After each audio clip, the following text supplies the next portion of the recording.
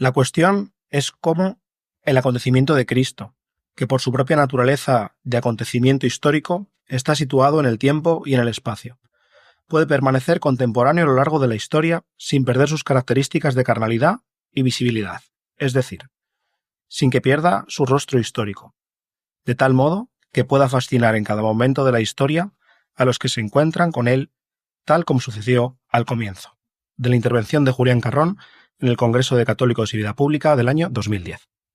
Bienvenidos al Club de Alroy, y hoy además muy contentos y con mucha espera. Estoy muy contento porque hacía mucho tiempo que no veía y tenía muchas ganas de saludar a Julián Carrón. ¿Qué tal, Julián? Muy bien, muchas gracias. Muchas gracias por acompañarnos. Es un placer para mí. Estamos en una ocasión especial además porque, aunque esto no se deba decir en los podcasts, nosotros somos muy heterodoxos y estamos a punto de la presentación del último libro de Julián, que en realidad es una colección de varios textos que a mí me parece que quedan magníficamente recogidos en el título. No hemos visto nada igual, la transmisión del cristianismo hoy, que publica la Biblioteca de Autores Cristianos, la BAC. Nos acompaña también Pablo Velasco Quintana, decano de la Facultad de Humanidades y Ciencias de la Comunicación de la Universidad, siempre digo si es CEU San Pablo o San Pablo CEU. Las dos cosas están muy bien. De la Universidad de San Pablo. Muy bien. De la Universidad de San Pablo, y también está con nosotros Guadalupe Arbona, que dice que tiene un poco de vergüenza, pero... Porque venía un poco de espectadora. Ah, vale. Bueno, pues esto es para que te animes a participar, Guadalupe. Muchas gracias por acompañar. Escucharos y de ver vuestra técnica. Julián, para quien no lo sepa, es de Navaconcejo, extremeño, español, pero lleva muchos años viviendo en Italia desde que Luigi Giussani, el fundador del movimiento Comunión y Liberación, le llamó para que se fuera allí a estar con él, a ayudar, y después ha sido presidente de la Fraternidad de Comunión y Liberación hasta hace 2 años. Sí. Y bueno, pues es profesor de teología, tiene varias publicaciones en el ámbito de la Biblia, la Sagrada Escritura, etcétera, de la llamada Escuela de Madrid, que yo estudié cuando estudié también teología en San Dámaso. Y está con nosotros también David García, a quien nuestro capitán de Alroy llama el español. David, ¿qué tal? El de la tierra entre la uña y el dedo. Eso. Me encantó estar aquí.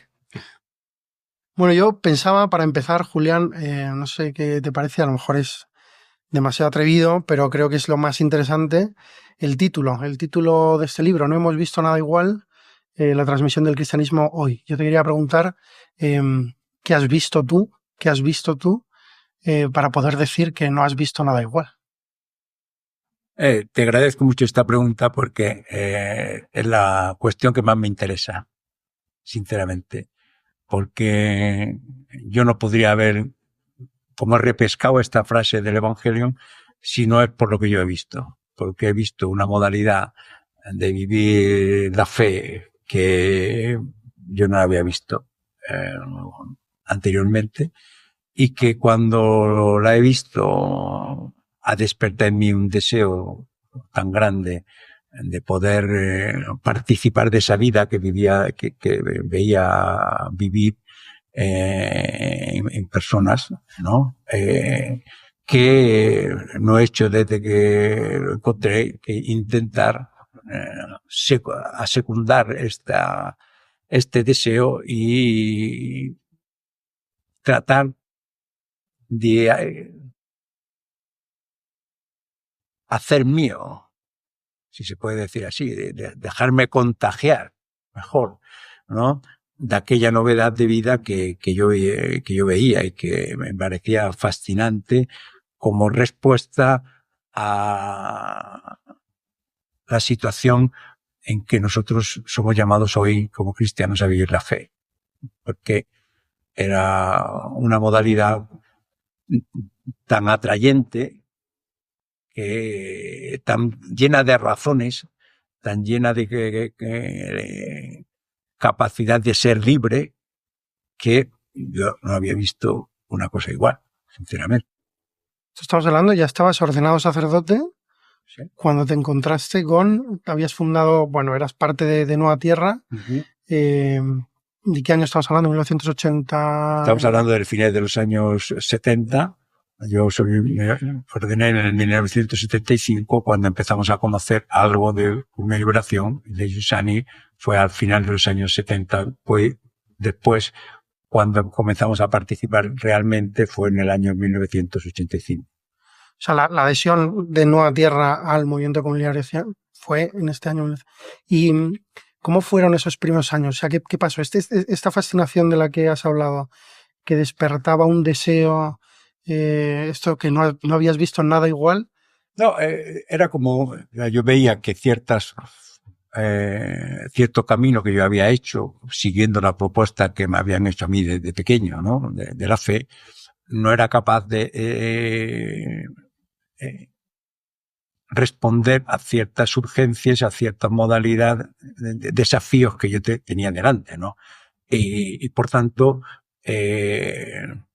cuando me encontré con una modalidad que no tenía miedo de los desafíos que tenían delante, y que se podía poco a poco participar de aquella forma de vida, pues no he deseado hacer otra cosa que participar de esa vida. O sea, como, por eso digo, ¿qué sucedería a los discípulos, no?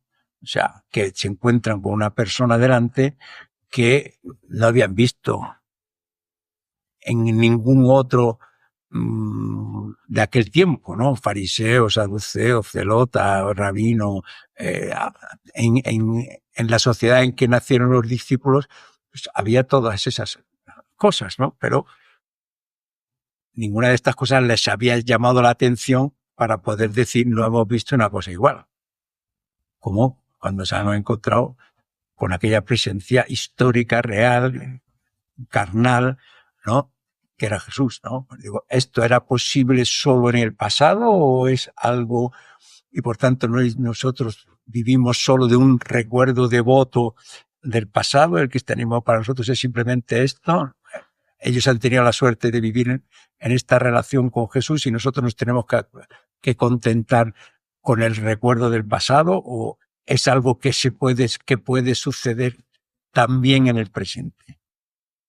Si no, de lo que verificamos nosotros, la fe no es de aquello que han vivido los discípulos, sino de aquello que ha quedado de aquello. Claro. ¿Sí? Mira, leo en el libro que presentas hoy, de hecho, en el capítulo 2, hablas de la forma del testimonio y de la relación que tiene con la verificación de la fe. Y dice aquí, el descubrimiento de la forma del testimonio se da únicamente dentro de un camino, y aquí pone como el que hemos descrito, que es como el que acabas de escribir tú, ¿no? Dice, muchas veces se corre el riesgo de reducir el testimonio a una estrategia. De hecho, tratamos siempre de ahorrarnos el camino. El testimonio no es una estrategia que hay que imaginar, que programar en un despacho, como tampoco es la nueva consigna que repetir. Y aquí viene el meollo, creo yo, ¿no? Es una forma distinta de estar en la realidad que nace de la verificación de la fe. Sorprende a la persona porque es distinta en el modo de afrontar la vida. Y que a mí me sigue impresionando muchísimo. No sé muy bien por qué, porque a mí me pasó una cosa exactamente igual.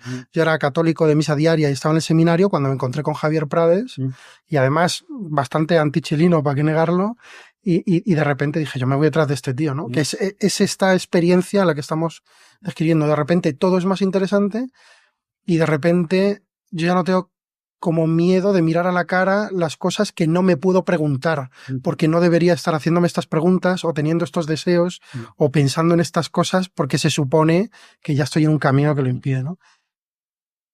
Es así. Y de repente hay un ámbito en el cual toda mi humanidad se despierta. Por eso, solo cuando a uno le ha sucedido algo como lo que tú has contado, puede entender lo que ha sucedido a mí y lo que ha sucedido, ¿no? Lo que cuenta el Evangelio, que para mucha gente es solo algo pasado, pero que lo ves en cómo se habla del cristianismo tantas veces como una serie de ritos a las que uno tiene que participar, una serie de reglas que debe seguir, pero donde falta toda la carnalidad, toda la fascinación de un camino, de una aventura fascinante que es sin comparación, ¿no? Totalmente nueva respecto a esta reducción del cristianismo que vacía las iglesias, porque esto no puede interesar a mucha gente, sino que simplemente es algo que no tiene la capacidad de prender la vida. Estoy prendido de un acto. No, es que esto no tiene capacidad como de aferrar las propias entrañas, ¿no? Las fibras de tu ser. Aquí estamos hablando de otra cosa, ¿no? O sea, como cuando uno se enamora, o sea, ¿no? O sea, es el primer sorprendido es, pero ¿quién es esta persona que aparece delante de mis ojos y que me hace ser más yo que yo mismo, ¿no? Que de lo que yo soy capaz de hacer, ¿no? Por eso me encanta una frase que dice Guccini, un cantante italiano, que dice, yo no soy yo mismo sin que tú estés presente, porque si no, soy simplemente cúmulo de preocupaciones, de problemas, de pensamientos, ¿no? De los que no me libro, ¿no? Porque solo tu presencia me hace ser yo, me hace ser yo mismo, ¿no? Si no es así, el cristianismo está hablando de otras cosas, de una ética, de una filosofía, de una antropología. Puedes describirlo con ciertas palabras, pero no es algo que afecta a la totalidad de la persona, ¿no? Que no deja nada fuera, ¿no? de esta fascinación y que por tanto llena todo de una plenitud, de un interés, ¿no? En la experiencia de un gran amor, decía Guardini, todo se convierte en acontecimiento, ¿no? El ir a tomar un helado, como hacer la compra, como ir en el metro, o despertarse por la mañana o ir al trabajo. O sea, esta novedad que introduce una experiencia humana, humanísima, que ninguno puede negar que sucede a través del encuentro con una persona, esto es la cosa más parecida, ¿no? A la experiencia cristiana. La cuestión es que esto solo es un pálido reflejo de lo que es la experiencia cristiana, porque la experiencia cristiana tiene una capacidad de fascinación que ninguna otra persona. Los discípulos algunos serán que están casados, o sea, pero vuelven a su casa y no habían abrazado a su mujer como la habían abrazado aquel día, ¿no? O convencidos de que no habían visto una cosa igual, ¿no? Pero ¿quién eres tú? O sea, ¿qué es lo que te ha pasado? Que diría su mujer, ¿no? Para volver a casa, ¿no? Con esta cara, ¿no? Me interesa que vayas a buscarlo porque prefiero tener en casa uno con esta cara llena de alegría, llena de gozo, llena de fascinación, llena de sorpresa, que no tener un muerto en casa, ¿no? Que no rompe un plato, pero que tampoco introduce una novedad en la vida en mi vida y en la relación con nuestros hijos, ¿no? Por eso, el cristianismo no es contra nada, es hacer florecer todo. Es lo que dice el Evangelio, que el que le encuentra, el que me sigue, vivirá el 100 por 1. El 100 por 1 en todo lo que toca, en todo lo que vive, en todo lo que le sucede, en todo lo que le fascina, ¿no? Todo se multiplica infinitamente. Si el cristianismo no es esto, ¿a quién le podría interesar? Estaba pensando, Julián, que pues bueno, lo afortunado que soy, porque estos últimos años estoy siendo un testigo de excepción de esto. O sea, que yo me voy el viernes de clase, llego el lunes a clase, me encuentro con un alumno distinto, le digo, ¿y a ti qué te ha pasado este fin de semana? Y de repente, pues verás, es que no sé si lo conoces, pero he hecho un retiro. Y digo, pero a ver, espera, cuéntame más de ese retiro, ¿no? Y de repente me está pasando mucho, o sea, me está pasando más habitualmente de lo que yo podría imaginarme. Y yo me acuerdo de lo que era la iglesia cuando yo estudié en un seminario menor, cuando yo tenía 16, 18, 20 años. Y claro, yo recuerdo vivir la fe pues porque era lo que me habían enseñado, lo que me habían inculcado, y yo no reconocía en mi propia existencia un encuentro real con Cristo. O sea, para mí Cristo era más una idea a la que pegarme que alguien con quien vivir y del que vivir, ¿no? Y de repente pensaba, que durante muchos años la crítica a la generación que no sigue la tradición, que de repente parece que se creen que todo empieza con ellos, ¿no? Y de repente yo veo en esto una oportunidad. O sea, veo una oportunidad porque de repente tengo alumnos con menos prejuicios hacia la experiencia del cristianismo, que tienen mucha más apertura a encontrarse con una realidad que sale a su encuentro. Y de repente digo, oye, a ver si estamos equivocando el tiro y resulta que esta generación es excepcional. ¿No? Y de repente veo la cantidad de movimientos, ¿no? Y cómo sopla el Espíritu Santo en diferentes realidades, ¿no? De las que me rodeo en la universidad y no dejo de maravillarme y de asombrarme al llegar el jueves a la capilla a las 8 de la tarde y ver la capilla llena con 300 chavales, ¿no? De entre 18 y 24 años arrodillados delante del Santísimo y digo, pero ¿y qué está pasando aquí? ¿No? ¿Y qué está pasando aquí? Y no deja de sorprenderme. Entonces, ¿cómo? O sea, porque claro, como profesor yo siempre tengo la inquietud de decir, ¿qué papel me toca a mí en todo esto? ¿No? Porque estoy siendo testigo, pero uno a veces también tiene la inquietud de ser, ¿no? De algo más, que es simplemente alguien que, ¿no? ¿Qué podemos hacer nosotros? O sea, no sé si es una pregunta un poco comprometida o... No, ninguna pregunta comprometida. El desafío es la respuesta que uno se abre con la pregunta, ¿no? Digo, esto no es ninguna pregunta comprometida, es simplemente mi respuesta es muy simple: vivir. O sea, que a esto solo podemos nosotros colaborar, ¿no? O dar nuestra contribución, cada uno según la modalidad de la gracia que ha recibido, viviéndola. Y esto, el primero que la verifica sobre su propio pellejo es él, en la modalidad que, si lo que participa el fin de semana le sirve para empezar el lunes las clases, o para estar con su novia, o para afrontar el desafío de trabajo, ¿no? Por tanto, cada uno, en primer lugar, tiene que verificar, ¿no?, lo que ha encontrado para ver si aquello resiste. Porque aquí, si no, eso puede ser pompas de jabón, ¿no? Que en un momento concreto aparece, ¿no? Te fascina, pero el problema, como digo siempre a los que se van a casar, dice, no, aquí el problema no es casarse, aquí el problema es durar. O sea, casarse es facilísimo, ¿no? O sea, aquí el problema es si hay algo que hace que el amor pueda verdaderamente responder al deseo que uno tiene, que aquello sea duradero, que sea para siempre, ¿no? Y esto no es una cosa que uno lo puede hacer simplemente con su fuerza de voluntad o con su ingenio o con su estrategia. Por tanto, aquí la cuestión es si cada cosa que uno percibe en la vida, como lo que dices, ¿qué tiene que hacer? Vivir. Porque es viviendo, como uno muestra a sí mismo, si es capaz, lo que ha encontrado, de responder a todos los desafíos cotidianos, a todos los desafíos de la realidad, a la pesadez de la vida en momentos, a los desafíos que tiene que afrontar.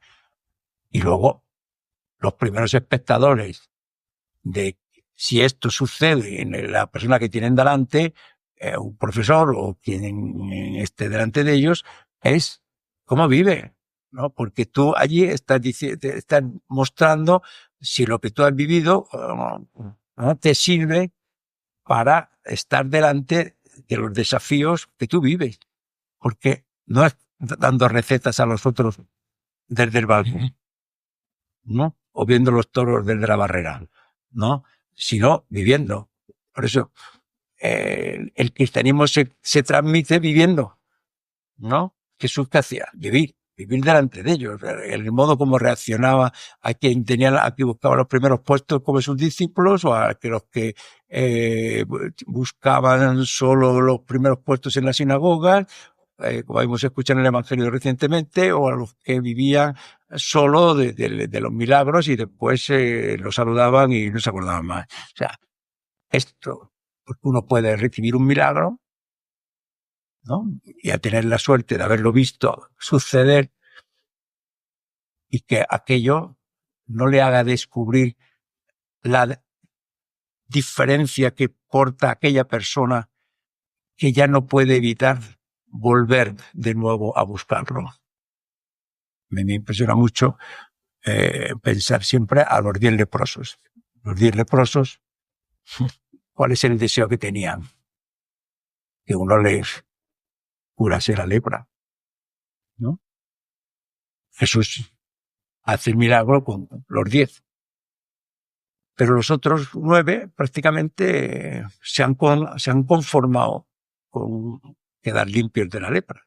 Solo uno se da cuenta que curar la lepra era demasiado poco para vivir. ¿Por qué? Porque tantas personas no tienen la lepra y no viven. O sea, soportan la vida, pierden la vida viviendo, como dice Eliot, ¿no? ¿Para qué? La cuestión es si Jesús, además de curar de la lepra, tiene una capacidad de fascinación de la vida que yo no quiero perder.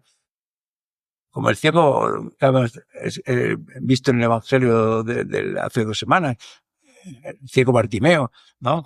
Que después de recibir la curación, dice, no es que haga ningún espavento, ¿no?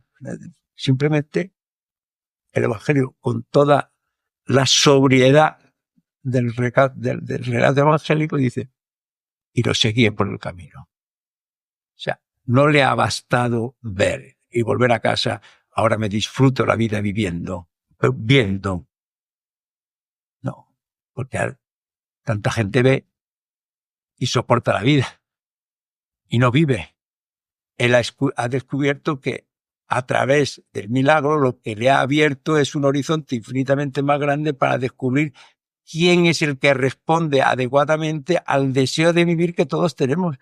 Y esto solo se puede ver si yo descubro aquello que me hace vivir, porque lo que me interesa es esto.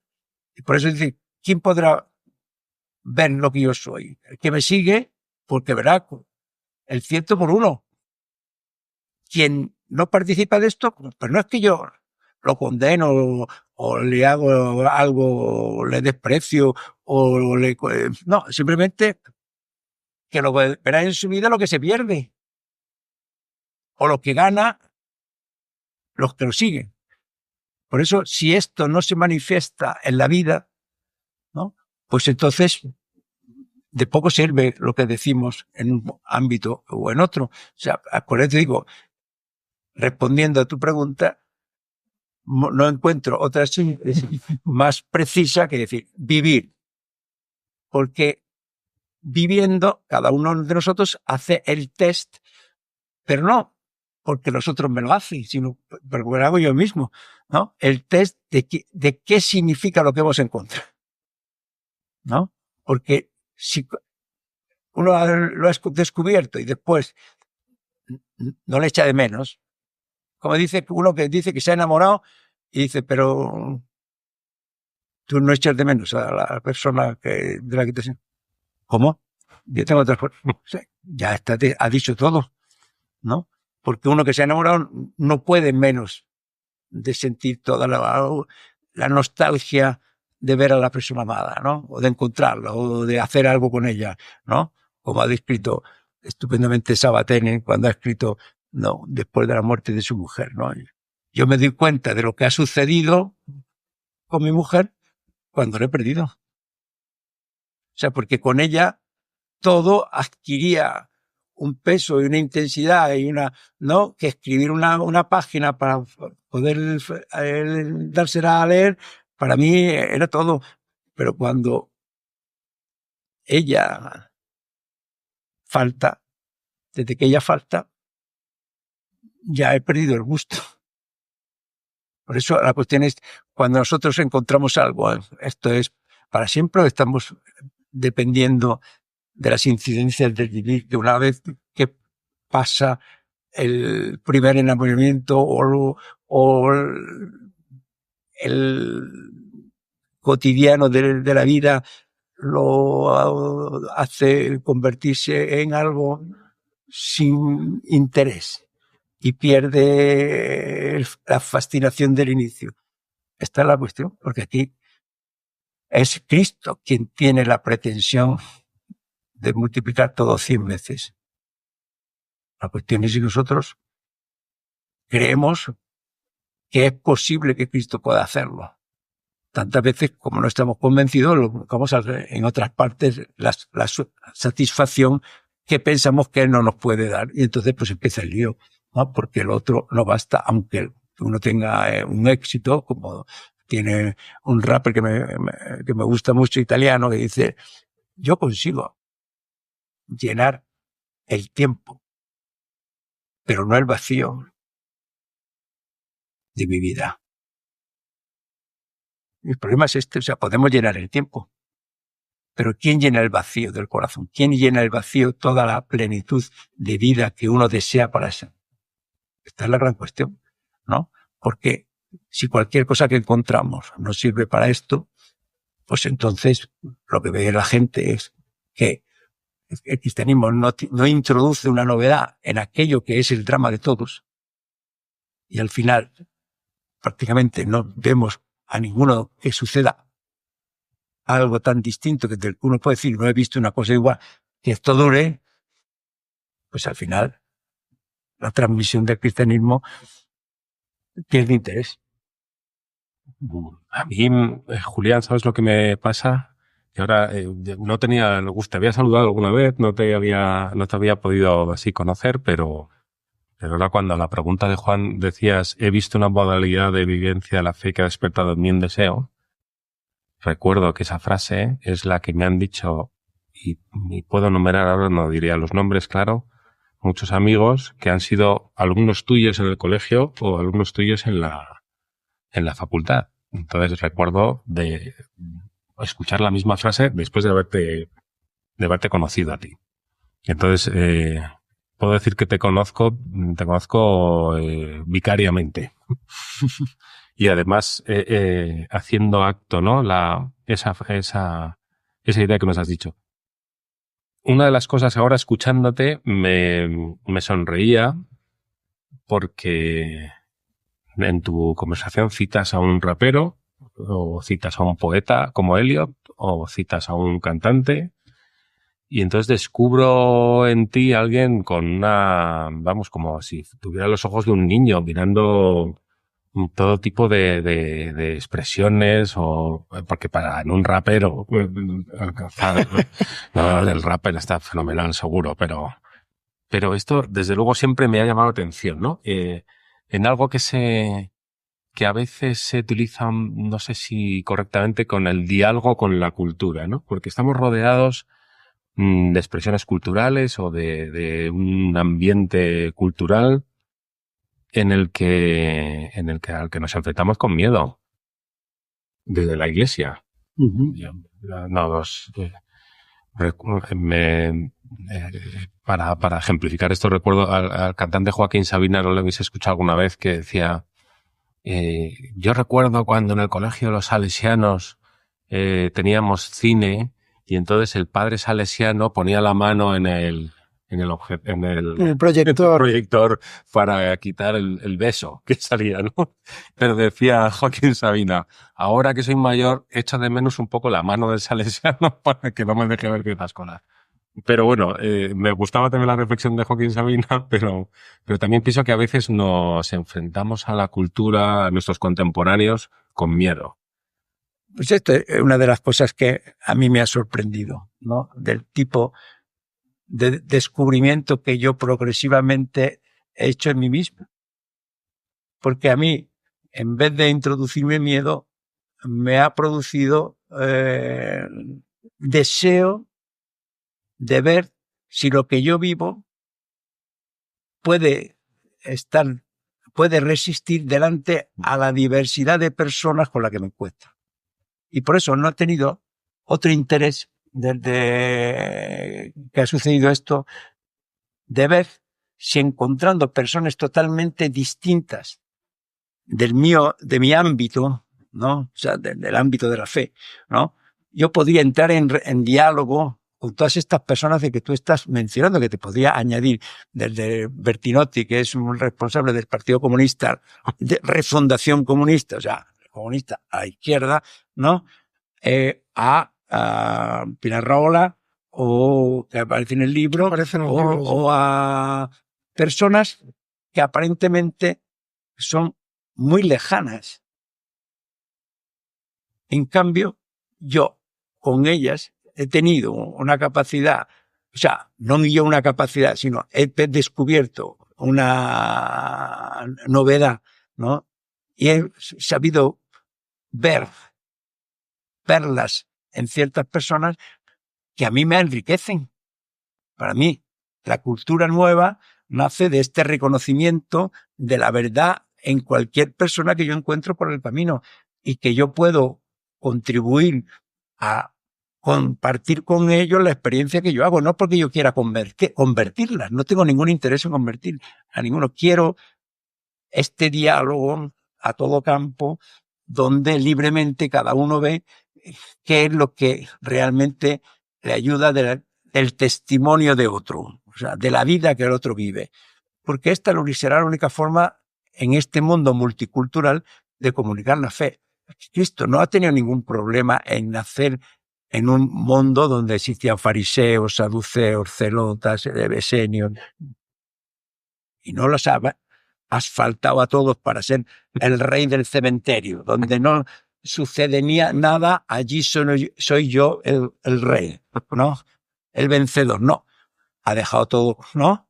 Y ha vivido delante de ellos. Y cuando el cristianismo ha entrado en el Imperio Romano, ¿no? Ha entrado dentro del panteón de los dioses, ¿no? Allí había de todas las condiciones, de todas las fórmulas religiosas posibles e imaginables. El cristianismo se ha comunicado en un mundo como el de hoy.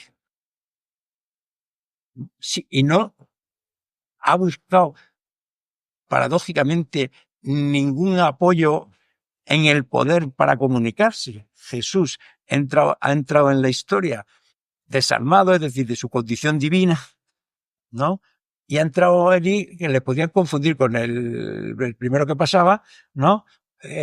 Como Herodes, que decía, ¿pero quién es este? ¿Este es Juan Bautista que yo he matado? ¿O es, o sea, hijo de Dios? O que podía confundir con el primero que pasó por la calle. En cambio, él no ha tenido ningún temor para entrar así, por la certeza que tenía de que aquella atracción, de aquella verdad que vivía, resplandecía de tal forma, en modo tan evidente, que quien fuese como un bambino, como un niño, podía reconocerla. La única condición era que uno se pudiera sorprender, que uno se pudiera asombrar de lo que tenía delante de sus ojos. Y no ha tenido otra cosa que poner delante que esta. Y cuando el cristianismo entró en el Imperio Romano, eran 4 gatos y no tenían la posibilidad de ningún acceso a ningún poder en la sociedad, simplemente a través de los mercaderes o a través de los soldados o a través de los esclavos. Se ha comunicado el cristianismo por la novedad que si esto hoy, en el presente, no es la capacidad de comunicar la fe a través de las personas normales, cambiadas por el acontecimiento de Cristo, no interesará a ninguno con todo el diálogo con la cultura, porque el diálogo con la cultura es con la cultura de cada uno que encontramos por el camino, ¿no? Y que puede tener una posición en la realidad distinta de la nuestra. La cuestión es si cuando ve otra cosa dice, pues eso también me interesa, como me ha interesado a mí, ¿no? Como me ha interesado a vosotros. Por eso, el diálogo lo hacemos viviendo de nuevo, ¿no? Porque tú viviendo estás poniendo delante una modalidad de estar en la realidad, de reaccionar como el padre delante del hijo cuando reacciona a las noticias de la televisión o que le han dejado sin trabajo o tiene que afrontar la enfermedad de su mujer.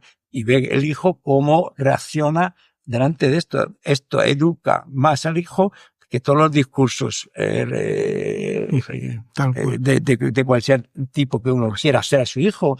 ¿Por qué? Porque, como decía Pasolini, si alguno te ha educado viviendo. Sí. Viviendo. Por eso aquí todo se juega en esta vida. Y por tanto, la única preocupación, ¿no?, que me parece que hay que tener es dónde se generan estas personas para que pueda el cristianismo comunicarse viviendo. No que yo aprenda en una facultad ciertas cosas y después hago la lección. Porque esto de por sí interesa a los adeptos a ese tipo de cosas. Pero el problema es cuando te encuentras con una persona en el trabajo que es como todas las demás y que se sorprende de una modalidad de vivir que es lo que le gustaría vivir, no depender de cómo van las cosas en la vida. Y este es el gran desafío. Aunque sea una invitada, pero me sumo aquí a la ronda de preguntas. Y no, los 5 que estamos en la mesa somos profesores. Y yo creo que todos tenemos la experiencia, cuando entramos en clase, de que la palabra Dios es una palabra que se queda muy lejana a los chicos. O sea, que la sienten como extraña, no familiar. Incluso algunos sienten como repugnancia respecto a la palabra Dios, ¿no? Porque vivimos en la cultura en la que estamos. Y a mí me sorprende una cosa que te oí una vez decir, Julián, que te había pasado en clase, te habías estado dando tu clase sobre los evangelios, sobre los exégesis, y un alumno después en el autoservicio, en el comedor, te preguntó, pero ¿usted, profesor, verdaderamente cree que...? Era una estudiante de bachillerato, nada de teología. Uh-huh. Y entonces tú le contestaste, el problema es que tú partes de Dios y yo parto de la realidad. Y a mí esto siempre me parece que es un cambio de método de aproximación, incluso un inicio educativo de una naturaleza completamente diferente. O sea, cuando dice María Zambrano, lo que hemos perdido es la relación con la realidad, que es nuestro íntimo sustento. A mí me interesa muchísimo este método porque yo creo que es el único adecuado al momento en el que estamos, y que verdaderamente, en primer lugar a nosotros, pero también a los chicos con los que estamos, con los que convivimos, con los que compartimos la vida, con los colegas con los que hacemos cosas, les convencerá más de la conveniencia de empezar a decir que la palabra misterio no es enemiga del vivir, ¿no?, sino que el misterio se descubre en las cosas que tenemos entre manos. No sé si esto podrías... Absolutamente. O sea, esto para mí está es fundamental. Por eso siempre he tenido con los chicos una relación que en realidad soy yo el que aprendía más que ellos de mí, ¿no? Porque tantas veces a mí me sucedía con ellos y yo aprendía, ¿no?, de lo que veía suceder a ellos.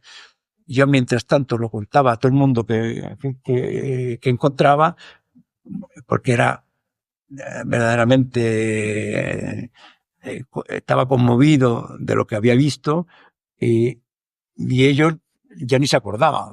Me ha sucedido recientemente con una chica en Italia ahora que está haciendo formación profesional, y un día le digo, cuéntame algo de las cosas bellas que te han sucedido, bonitas que te han sucedido este fin de semana. Dice, que ayer me dieron una propina en el bar donde trabajaba.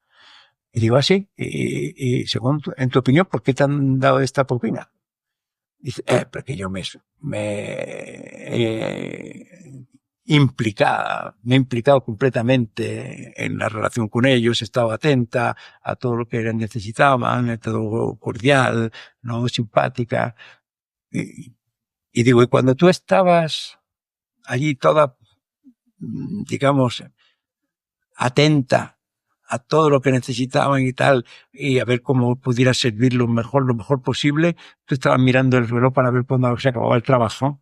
Y dice, no me acordaba del reloj. Y, ¿ves?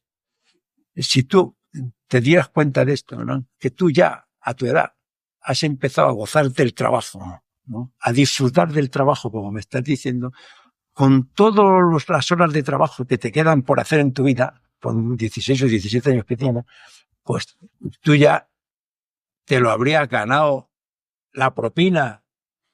Después, si llega la propina, sería como la cereza en la torta, ¿no? Que ya es el top. Pero yo la propina ya me la he ganado disfrutando en la modalidad que estaba haciendo el trabajo. Mira fija, prof.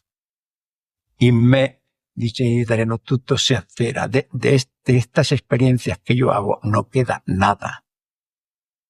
Yo me quedo de piedra. Porque era verdad. Tanto que era verdad que después de 2 semanas, mientras yo ya lo había contado al menos 20 personas o 25 personas, estaba como sorprendido de que ella había identificado una cosa que tantas veces en la experiencia humana de aquello que vivimos no queda nada. Es que después de 2 semanas le pregunto, Georgia, ¿te recuerdas la palabra que me habías dicho? No se acordaba de nada. Yo ya la había contado a muchas personas, pero ella no se acordaba de nada. Sí. Y esto me ha pasado infinidad de veces. Por eso puede suceder con el rapper, puede suceder con un cantante, puede suceder con un film, puede suceder con un relato, ¿no? Que he leído, porque todo esto genera mi persona, ¿no? Y me permite hablar del misterio como algo concreto, ¿no? Como algo que tiene que ver con las cosas, que tiene que ver con la realidad, que no es una abstracción, como dicen todos, ¿no? Sino que para mí, como la intensidad del vivir, ¿no? El ir a clase y poderte sorprender y tornar a casa con esto en los ojos, hace que el volver al día siguiente y decir, ¿con qué me sorprenderá hoy la vida? ¿No? Como estar digamos, atento a ver dónde interceptas, ¿no? La novedad de Cristo, porque es allí donde sucede. Y por tanto, la vida sí se multiplica, ¿no? Porque está sucediendo constantemente. Como dice Cormac McCarthy, el gran literato apenas desaparecido, todos estamos hechos para sorprender el milagro. No verlo es una opción. Pensaba ahora, y también aprovecho para ir cerrando, porque estamos abusando de la generosidad de Julián, que es mucha, y también por recoger un poco todo, pero en la pregunta que ha hecho Pablo sobre un cristianismo que vive con miedo a ser rechazado, con miedo a que se tire para abajo, o una fe débil en el fondo, ¿no? Que no resiste y que por eso no se quiere poner a prueba, en lo que decía ahora Guadalupe también, ¿no? De la realidad, o sea, de no partir de Dios en el sentido de no partir de una abstracción o de una idea, sino de algo que está encarnado, porque es el método que Dios ha utilizado.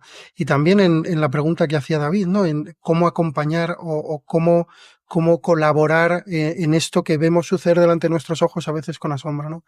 Y a mí se me quedó grabado una cosa que dijiste, una de estas respuestas, no sé en qué, si era una asamblea o si era no recuerdo, pero una de esas respuestas a veces que das muy rápidas, que alguna hemos comentado antes de empezar el episodio, de alguien que preguntaba, ¿y cómo hago yo? ¿No? Que además es el tema del libro que nos trae y que nos junta y que nos convoca hoy. ¿Cómo hago yo para evangelizar? ¿Cómo hago yo para transmitir la fe? Y se me quedó grabado: para generar, preocúpate de ser generado. Tu primera preocupación, nuestra primera preocupación, tiene que ser, se puede decir de muchas maneras, ¿no? Pero custodiar, y al mismo tiempo esto nos tiene que abrir y que hacer salir, esto que decías ahora al final, Julián, ¿no? ¿Dónde estás? ¿Dónde vas a estar hoy? Levantarse por la mañana deseando su presencia. Suplicando. Donde yo soy generado, o sea, porque la cuestión es, si yo no me dejo generar de todas estas cosas que estamos hablando, en el fondo yo no tengo nada que decir. Bueno, cuando hablamos de estas cosas, yo tengo cosas que contar porque son las que me han generado, donde yo lo he visto suceder a él. Porque sin esto yo hablaría, pues como tantas veces he hablado precedentemente, como algo que no era concreto, que no tenía que ver con la realidad. Como dices, pero tú estás seguro que tu madre te quiere, le pones tal cantidad de hechos que lo aturdes, ¿no? Porque no puedes hablar de tu madre sin contar una serie de cosas que tienes delante. O sea, tu madre es alguien que no se puede separar de todos los hechos que han constituido tu madre para ti. Lo mismo, si Cristo no es esto, pues entonces no tenemos nada que contar, y a la vez el cristianismo es solo una repetición de fórmulas o de ritos en el fondo vacíos. Algo, como decía Newman, ¿no? Nocional, pero que en el fondo no tiene la capacidad de fascinar a ninguno. Muchísimas gracias. Bueno, siempre recomendamos al final, hoy no recomendamos nada, lo que recomendamos es el libro que presentamos hoy. No hemos visto nada igual, ¿no? El testimonio cristiano hoy, de la transmisión del cristianismo hoy, publicado por Biblioteca Autores Cristianos, editado por Fernando de Aro, etcétera. Sí. Muchísimas gracias, Julián, de verdad. Gracias, ha sido un gusto. Un gusto. Gracias. Queridos amigos del Club Dalroy, muchas gracias por escuchar este episodio. Os animamos, si no lo habéis hecho ya, que os suscribáis a nuestros canales en Spotify, en YouTube, donde pronto empezaremos también a publicar algunas entrevistas y contenidos interesantes. Y por supuesto que si creéis que este episodio puede interesarle a alguien que conozcáis, que nos ayudéis a darlo a conocer. Y también que nos pueden seguir en redes sociales, Twitter, Instagram, y escribirnos cuando quieran.